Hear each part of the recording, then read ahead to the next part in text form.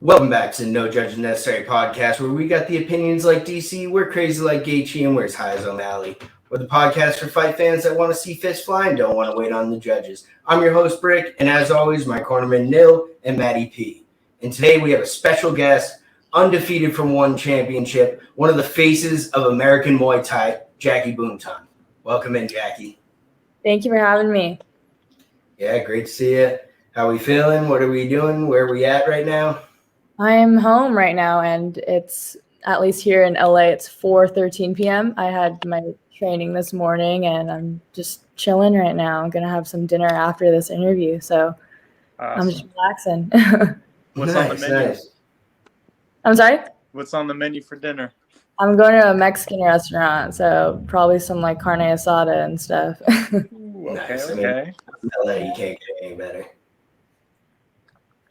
Anyone got a question here? All right, so my first question is, I'm very curious about One Championship. I really like the format and the style of it. I'm just sort of curious. I don't need to know like the bankroll and all that, but what's the pay structure like over there? Like, do you get a win in a show, or is it mostly in sponsorships?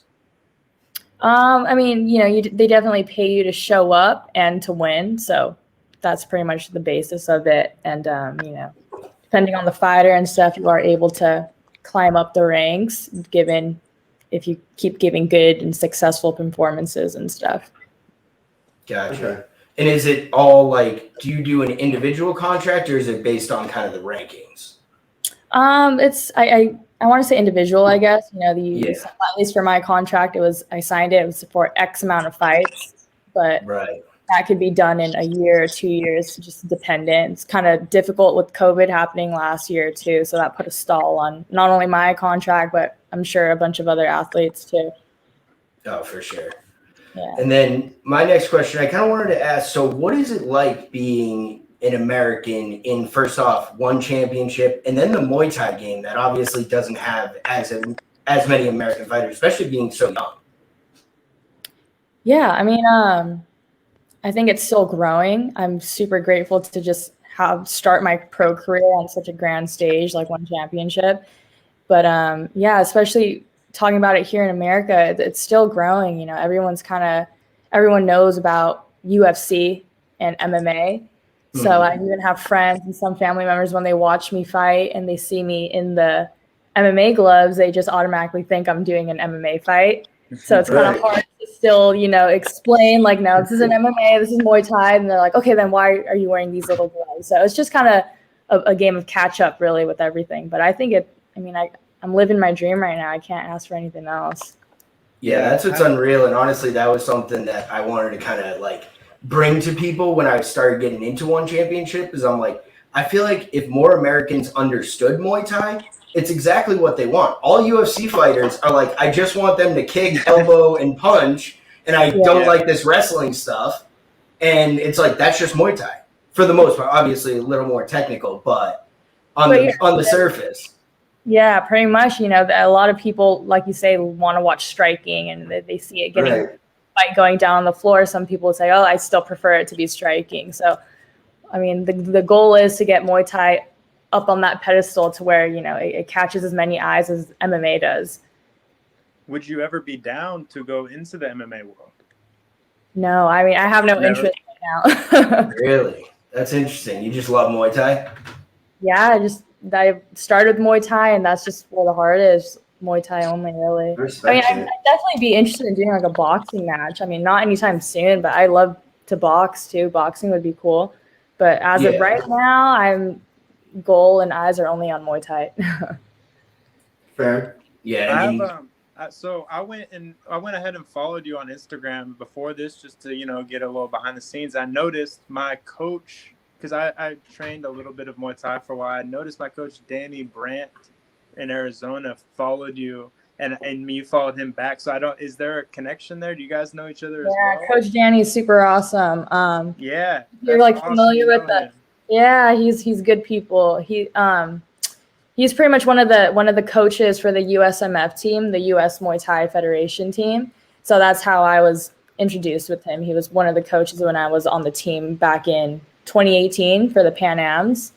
And besides that, like the Muay Thai community is so small, even though I'm in California, he's in Arizona, like we still see each other in tournaments and stuff all over. So That's awesome. I'm How glad do to you- hear that. How do you get into the Pan Am team? Like, what is the process for that? I think now at least, I think they hold qualifiers, between certain fighters in different weight categories, and they get to pretty much compete in who gets that spot in the team.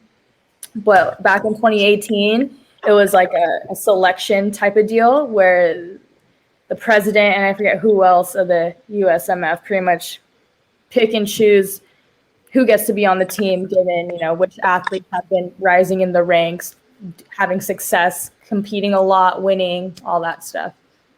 I remember Okay. Danny talking a lot about wanting Muay Thai to be in the Olympics and trying to be a voice for pushing that as well. Is that something that you can see happening soon? I wish it would.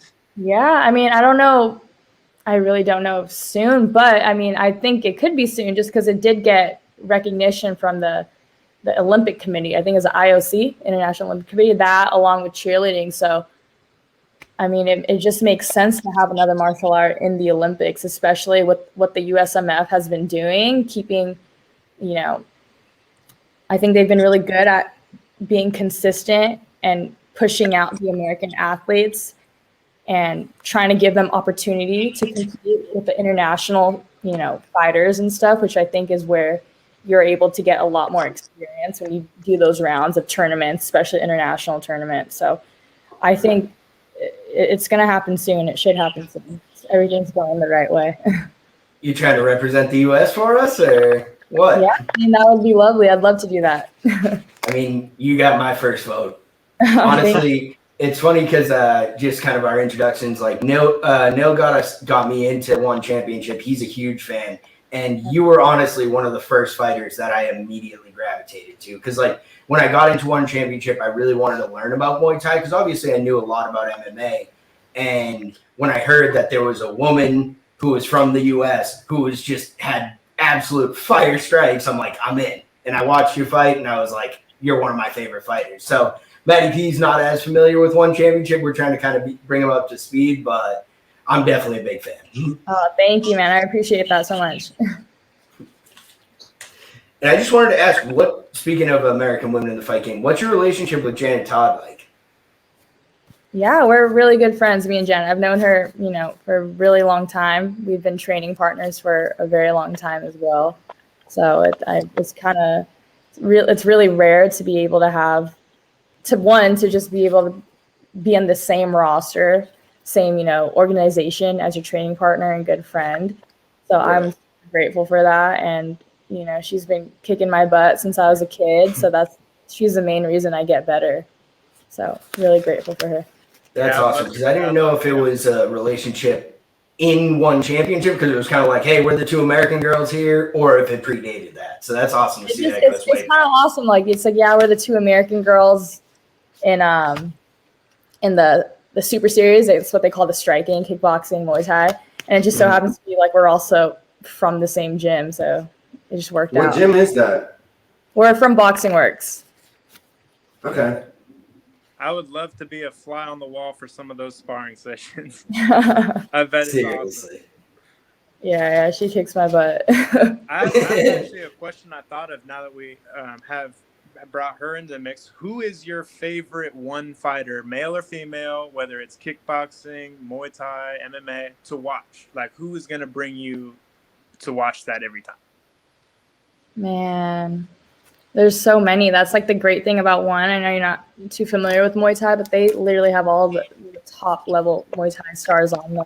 It's always going to be an entertaining show, but probably Georgia Petrosian in the kickboxing circuit and Nong-O in the Muay Thai circuit. Nice. Okay. All right, I'll have to do a little more research on them. I'm a huge Those are Rotang exciting fan. fighters. Yeah. For sure. I love Rotang myself. Yeah, Rod Tim's You in can't it. go wrong. Go. Can't go wrong. And What's the best part of fight week in Singapore?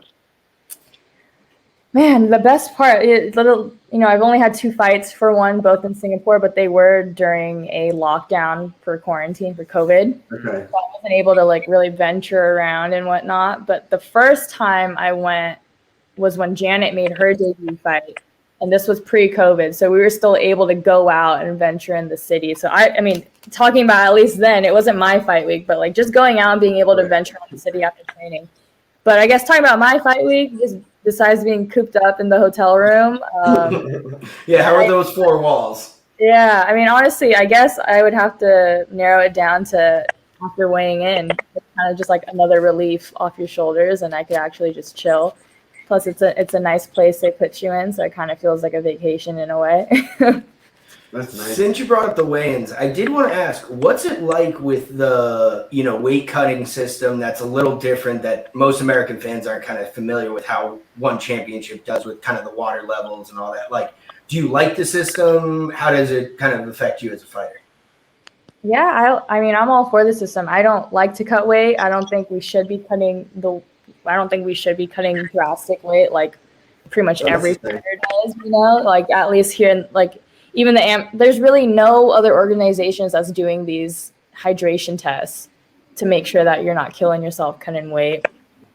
But I mean, I'm all for it. It makes it kind of fair play. Like you can't come, because I mean, when I was a lot younger, I've had fights where I had to cut a lot of weight and then I'd go in the next day like over 12 pounds from what I weighed in at, just because I cut so much weight.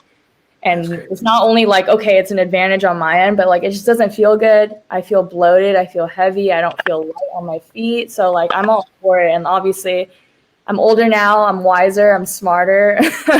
So I'm definitely keeping nutrition back in I'm keeping the nutrition consistent in between fights as well. So that's a big stay a little closer to that number, right? Yeah, exactly. When I was younger, it's like fight, I win, and I go crazy, do whatever I want, and then I have to restart. Where now it's like my body can't keep up with that. Well, especially in LA with the food out there, it's gotta be hard. Oh yeah, tell me about it. Exactly. I'm a big foodie, so yeah. Love it. You got something? This one, stadium. Oh yeah. What stadium or arena? I got a great question that I was gonna say, Okay. but I can't save it. So, if you had a dream fight, what stadium in the world? It doesn't have to be one. It could be Madison Square Garden. It could be anywhere in the world. Where would your dream fight take place? In all honesty, here in LA, Los Angeles, my hometown where I'm from, like flying out of seas, competing internationally is so cool. It's like such a dream, but it would be even cooler to just do it here in my stomping grounds, have my friends and family here where they could just drive an hour or less to see me compete. I think that would be awesome. So One Championship, hopefully you guys come to the US soon. Yeah, you tell us when that is. We got a 5-hour drive right from Arizona. We're there. We will be there. Speaking of being a foodie, what's your favorite food out in Singapore? What's the scene like? Ooh, there's a lot. It's like Singapore's like a melting pot of cultures too. But I guess just talking from my last trip, just because we would have to, the quarantine and stuff, we'd have to pretty much do either room service or the food delivery app. So kind of like almost like a Uber Eats. But I was getting a lot of like dim sum and dumplings. So a lot of dumplings. Okay. So what kind of, taking it back, what really got you into fighting? Like what really sparked it? Like, was it, did someone push you or did you kind of fall into it? Yeah. What bully either went at you or you went at them and we had to get here? Oh my gosh. No, that's not the case at all. I've never been in a street fight like till this day either. But growing up, like I was definitely a tomboy growing up. I was always doing, outdoor activities. I was like skating, playing soccer, just doing something.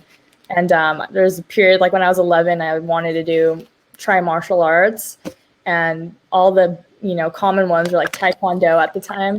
I think now too, people think of martial arts, people think of like Taekwondo, karate, stuff like that. And those just didn't interest me. Like, even though I was so young, I just watching it, I was just like, this doesn't really seem like straightforward to me. where I saw Thai boxing. It's like, okay, this seems straightforward. These guys are literally punching each other, kicking each other, you know, it's like kind of like straight to the point. Right. And I could actually see myself using this outside of training. So that's kind of what gravitated me towards it. And then just happened to be my brother-in-law was training Muay Thai for fitness, just for fun.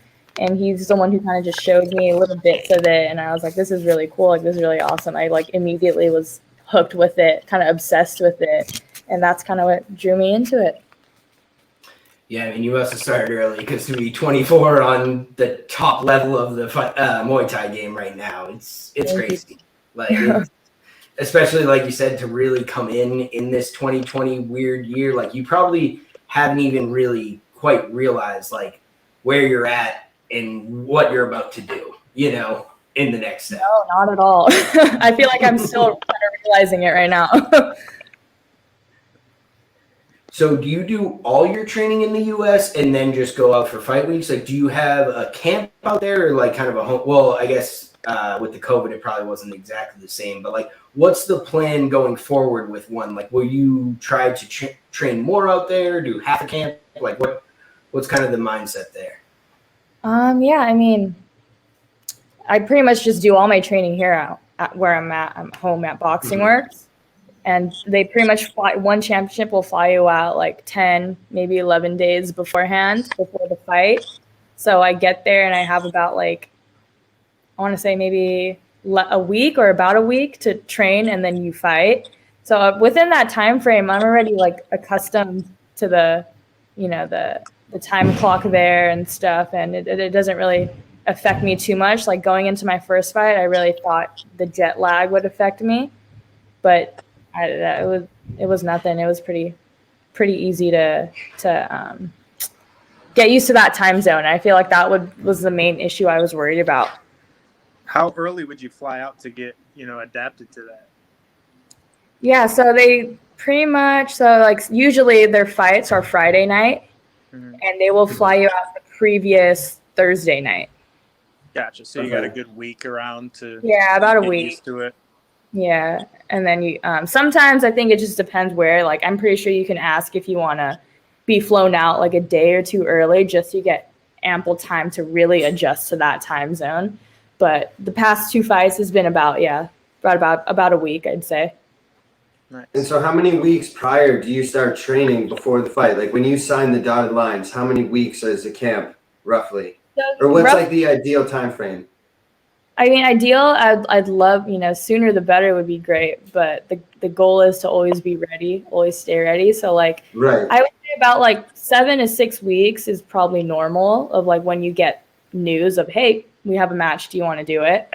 Like the first fight with Wonder Girl, I probably knew about it towards the end of December, but didn't get the contract until like January. And then my last fight, they pretty much gave me the contract right away, and I had like a bit of a shorter time frame. It wasn't a full 7 weeks, but that wasn't an issue just because I fought so recently. Yeah, I was always interested in that because like in the Muay Thai world, like it seems so different from like MMA where there's tournaments where you could fight 3 times in a weekend or something. Like were you into kind of that scene when you were coming up as like an amateur and stuff? Oh yeah, yeah. As an amateur, you know, besides the local LA circuit, me and my other teammates we'd love to go on tournaments. Like I said before, I think the tournaments are great because you can rack up, like you said, 3 fights in one weekend. So the tournaments I was able to do here were in Arizona and in Iowa. So, and I think the Iowa tournament is like the TBA tournament. They have that in June, just like last month. Great tournament. There's like a bunch of fighters out there. So I think the tournament scene is really good if you want to rack up fights and get more experience. Got it. All right. Well, one last question I'd like to have. If you could, any time in history, go to any fight in the world, boxing, MMA, Muay Thai, and you could sit front row, what is that event? Oh, that's a hard one. Any fight in history. That's a tough You one. know, I know you guys aren't too familiar with, you know, Muay Thai, but pretty much in the 90s in Thailand they call it the golden era.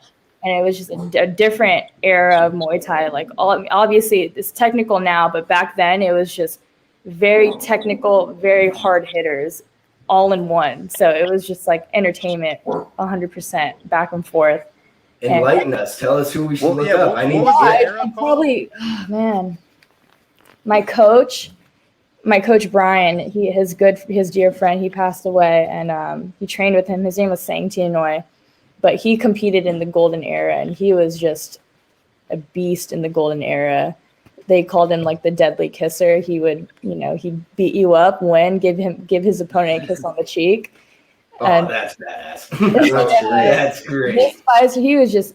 He's a technician, and he hits hard. So I'd love to go back in time before I was born, like in the 90s, early 90s, and go to Thailand and watch one of his fights live. I think that'd be awesome. That's a great answer. Honestly, I love that, because that's a question we're going to try to ask every fighter. And I love that it wasn't just like, well, I'd love to go to like a Mike Tyson fight or something. Like, you gave us, that was a great answer. Yeah, I want to go to Lumpkin Stadium and see a fight over there. Videos. Yeah, you guys got to look him up. He's awesome. Sure. Last thing I really had was just kind of, we were watching a few of your fights. You always got an awesome kit. You always have awesome shorts. We got anything preview, or how do you really go through that? Is there anything you really want to do next, or? Yeah, what's those kind of the Kiwi thoughts strawberry shorts were fire. I love those. Those are awesome. Sorry, you're asking in terms of like my wardrobe, like what am I gonna do next with it for the next fight? Yeah, do you sort of? Yeah, you always have some crazy stuff. I love it. Yeah, what's the process for it? Yeah, that's my sponsor, Infight Style. You guys can look him up. He's awesome. But it's funny, like the past two shorts, especially the first shorts. Like I love shoes. I'm not like, I wouldn't say I'm a sneakerhead, but I do love shoes. I love looking at like Dunks and whatever other sneakers. So literally those past two shorts, I sent Andrew, the guy who owns Infight Style, I sent him photos of these Nike Dunks for both of the fights. And I was like, I want this, make it happen. Like, I want this colorway, everything. And he took the colorway and did it all. Like, I told him, you obviously got to represent. I put Boxing Rex patch on there, my name. But in terms of like the colorway, like, it's all, I get that inspiration from shoes I like. That's awesome. Okay, I dig it.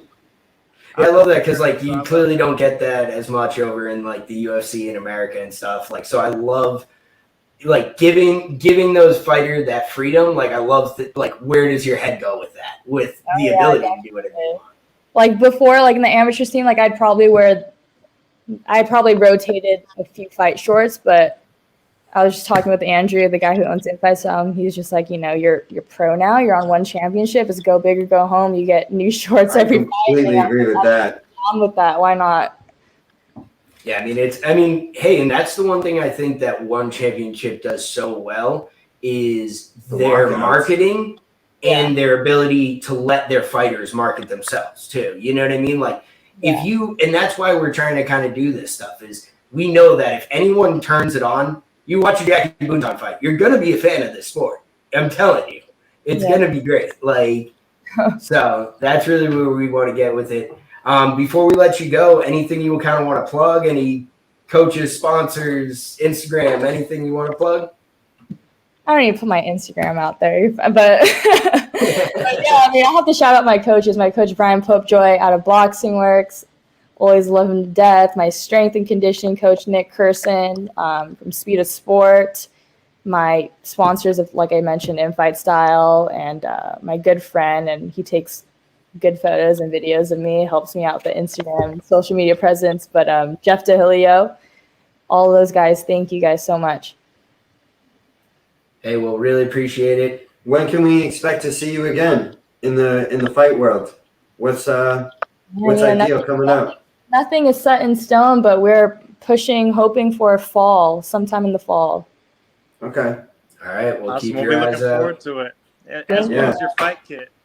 Exactly. You'll see some new, I don't know, Nike Dunk expired shorts or something in the fall. Let's go. Awesome. Well, this is a great interview. Open invite back.